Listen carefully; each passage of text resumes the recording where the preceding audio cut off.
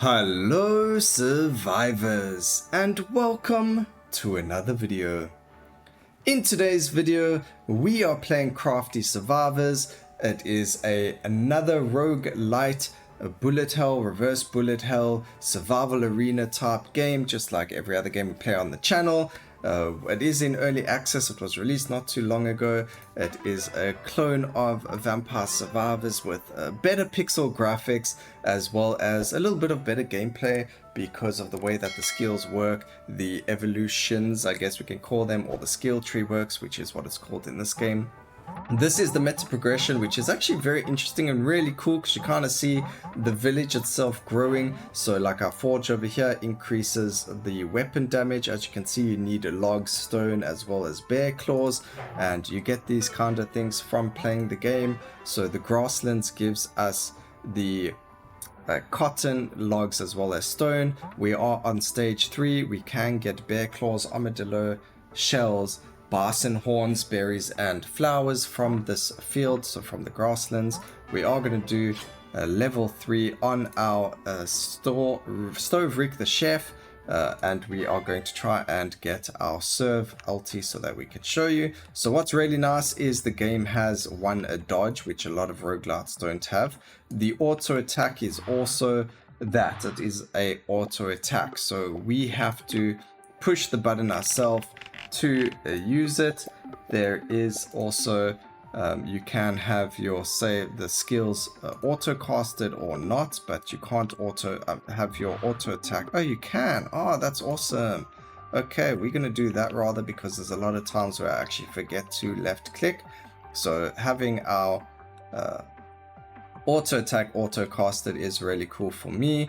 The fact that they have controls that you can play where you can either have them auto casting or not is fantastic. We're gonna go with that caramel drop, ice thrower, candied cake, or frenzied cake. I don't actually know what it's called, but anyway, we're gonna go with that combination because we want to get our served up and running as much as possible. And the easiest way that I have found doing that is using caramel drop as well as the ice thrower. And as you can see, there we go, we're getting it right there, our sing thrower, and we've already getting stacks of our served, as you can see. So what happens is we need to get stacks of candied, freeze, as well as chopped on enemies, and each skill does something different.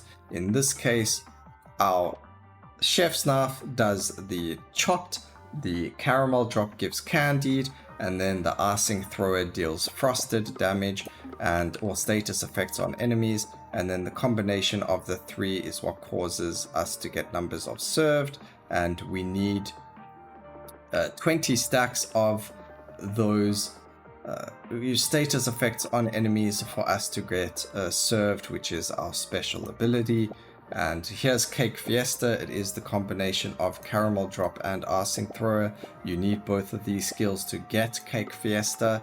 It's not really an evolution or an upgrade. It's more as a prerequisite to get the skill unlocked so you have it.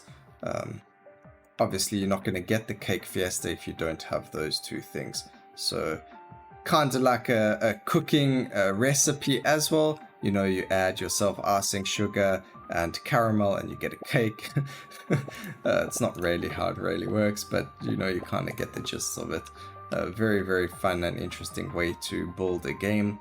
Graphic-wise, as you can see, much clearer pixel graphics than Vampire Survivors. Obviously, Vampire Survivors is a very old game now, but it's still top of the market in gameplay, as well as, everyone's comparing every game to Vampire Survivors, so let's do that anyway, and let's do it as well, not anyway, and go from there. So if you've enjoyed Vampire Survivors, let me know what you think about this game, Crafty Survivors. I really like the character design. I like the abilities. They are all very unique. It's not like some of the other games where you have very, very similar games to each other, or similar abilities to each other, whereas this is very, very unique in some sense.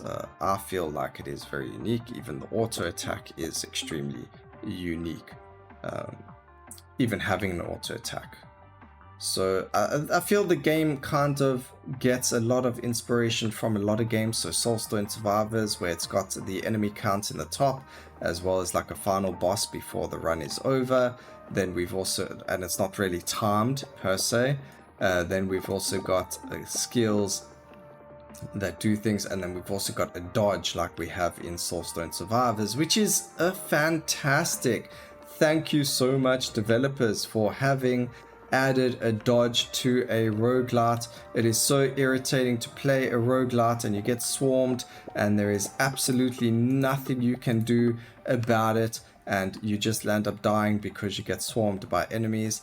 Being able to dodge, although I don't use it at the right time to survive regardless, just makes it so much easier and so much better to survive an onslaught of enemies.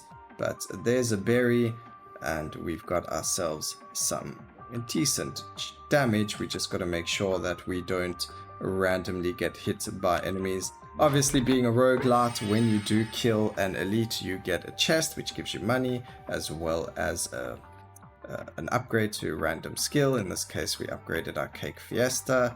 There was an enemy there. Thank goodness we could see the status effects because we couldn't see the enemy. And we're going to grab the freezing time. That's going to give even more frosted onto enemies, and we kind of got to just stay safe and alive over here. Make sure we can see the enemies because we don't. We've got 3 lives, so we did pick up a heart somewhere along the line, which is fantastic as well. And we actually killed another elite here somewhere along the lines, and it gave us Mise Place, which is reducing our cooldowns by an additional 10%. Which obviously leads to a lot more damage being dealt, which means that we kill more things faster, meaning more supplies, as well as just more damage in general, so more kills.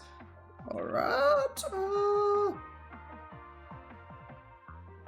Okay, we found ourselves one of the plants, or, things that you can kill.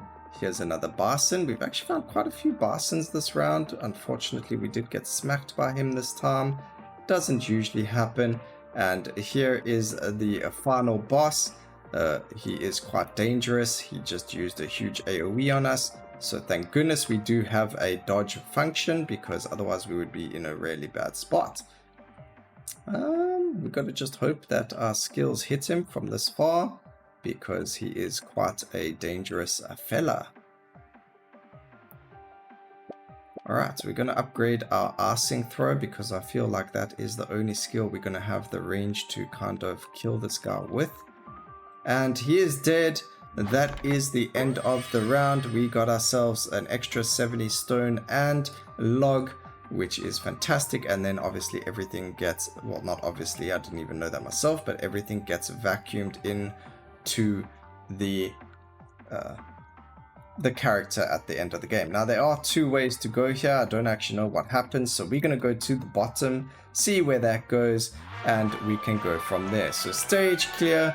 That was really fun, also dangerous, so there is that sense of, oh my goodness, I might die, and there is also that sense of, like, a gratification. That's stage 4B. Stage 4A must be up.